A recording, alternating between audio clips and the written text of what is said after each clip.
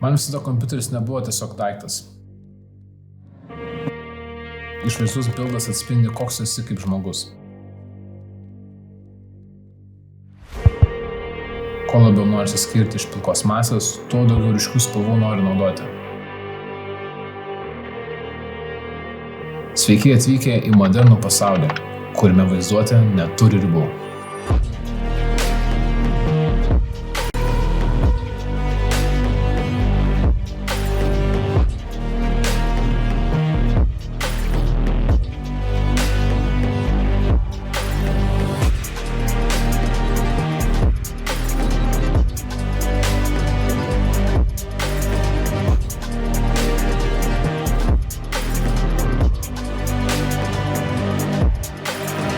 Šiandien turim labai įdomų gamingui skirtą bildą. Rinksime juodos spalvos NZXT H7 Flow PC.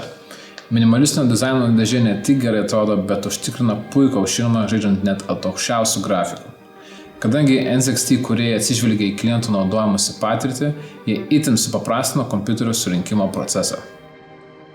Dėl to labiausiai patinkantis šios dėžės aspektas yra tas, kad norint atidaryti visas paneles, nereikia naudoti jokių įrankių. Viskas atsidaro greitai, lengvai ir be kompromisų. Kitas svarbus privalumas yra dėžės dydis. Pakankamai erdvi, kad būtų galima įstatyti 360 mm radiatorių į priekį ir į viršų, ar didelę vaizdo plokštę. Dėl to įsigijus šią NZXT dėžę, net su pačiom galingiausiam kompiuterio detalėm, neprarasi itin gero airflow. Žodžiu, puikiai pristaikys prie kiekvieno asmeninių poreikių. Ir žinoma, mano mėgstamiausias aspektas – daug vietos geram cable managementui. Tai padės kompiuterio vidų išlaikyti estetiškai gražų ir tvarkingą.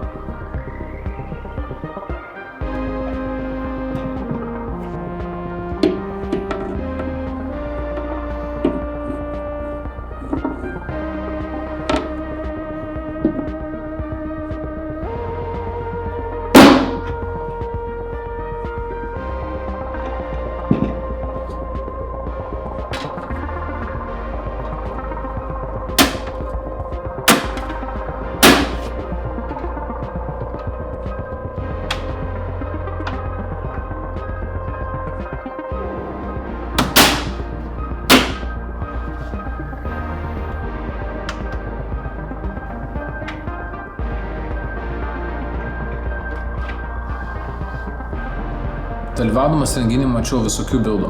Supratau, kad visgi labiausiai akį traukiantis kompiuteris turi RGB. Dėl to pasirinkau Lienli Unifans SL120. Jau kurį laiką rinkdamas kompiuterius naudodavau vis kitus ventiliatorius, bet kiekvieną kartą grįžtu prie Lienli. Iškart įsivaizduoju, kaip gerai bildas gali atrodyti su būtent šiais fanais. Aukšta kokybė, unikalus dizainas, integruotos RGB šviesos ir cyberpunk atmosfera. Viskas, ko reikia, jie nori bet kokį bildą pakelti į kitą lygį. Ir aišku, mano OCD, kai jų itin lengvas mechaninis sujungimas leidžia atsikratyti daugelį laidų. Vietoj 6 naudojame tik tai 2. Šitoje dėžėje jie tinka tobulai, todėl dedam 3 priekį ir 1 gale. Puikiai aušins, tyliai veiks ir papildys bendrą kompiuterio dizainą.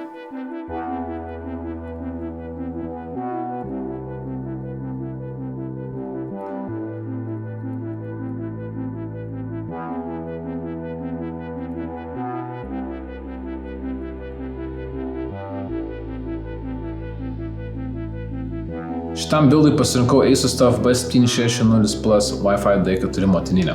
Anksčiau buvau skeptiškas dėl TUF linijos, bet šiais metais teko surinkinėti Microtechsinį su ASUSTUF komponentais. Ir galiu drąsiai pasakyti, kad ASUSTUF man padarė didelį įspūdį. Jau pats pavadinimas The Ultimate Force atspindi pagrindinės plokštės privalumus. Aukšta kokybė, išskirtinis military grade dizainas ir ilgamšiškumas. Svarbu paminėti, kad ši motinė naudoja tokį pat softą kaip ir kitos high-endinės Asus ROG versijos. Asus Armor Crate – puikiai programa, kuri labai lengva naudotis. Jos pagalba galima valdyti RGB apšvietimą, ventiliatorius ir net susikurti savo asmeninių žaidimų nustatymo profilius.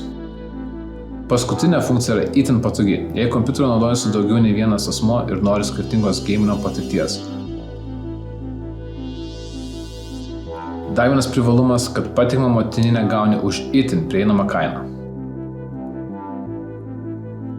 Kadangi renkam aukštos klasės kompiuterį, šį kartą pasirinkau Intelio 13 kartos i7. Tai procesorius, kuris turi 16 branduolių, iš kurių 8 performance ir 8 efficient. Itin greitas ir tobulai tinka tiek gaminimui, tiek darbui.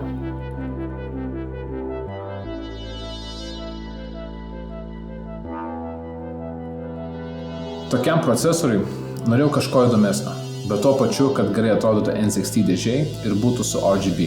Pasirinkau aukštos kokybės EK AIO280T RGB coolerį su 280 mm radiatoriumi.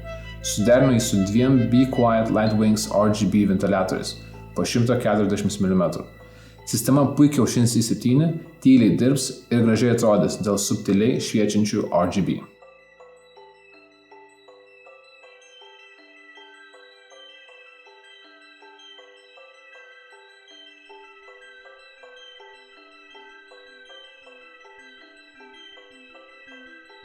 Jei šnekam apie RGB ir ramus, neslėpsiu, mano mėgstamiausia yra Corsair. Būtent šios Corsair Vengeance RGB programus esu turėjęs daug kartų ir naudojęs daugelį savo asmeninių bildų.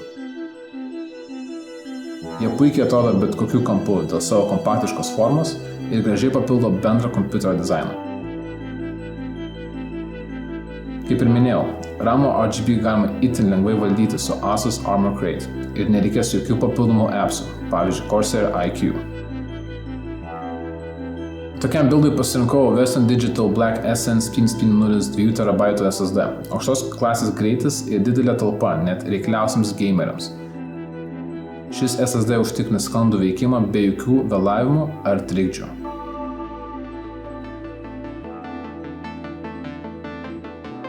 Kad išlaikyti brandų tęstinumą, prie motinės priderinau ir vaizdo plokštę ASUSTUF Tram9. Visad norėjau išmėginti bildą su Tram9, o ypač su ASUSTUF. Visi žinot, ką gali tokia vaizdo plokštė. Geras performances gaminimui ir puikiai tinka editinimui. Industrinis vaizdo plokštės dizainas, military grade komponentai lengvai pritaikoma kiekviename kompiuterio bilde. Didelis pliusas, kad yra nepersiktantas su RGB. Šviečia tik TUF Gaming logotipas ant kampinio vaizdo plokštės krašto.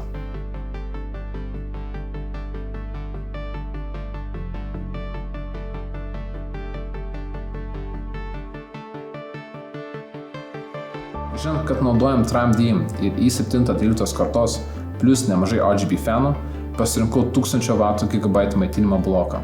kompaktiškas dizainas ir puikiai suderinamas su aukščiausios klasės procesoriais bei vaizdo plokštėmis. Jis atitinka tiek dabartinius mūsų bildo reikalavimus, tiek puikiai tiks ateityje, jei dalis bus keičiamos kitom, galingesnėm.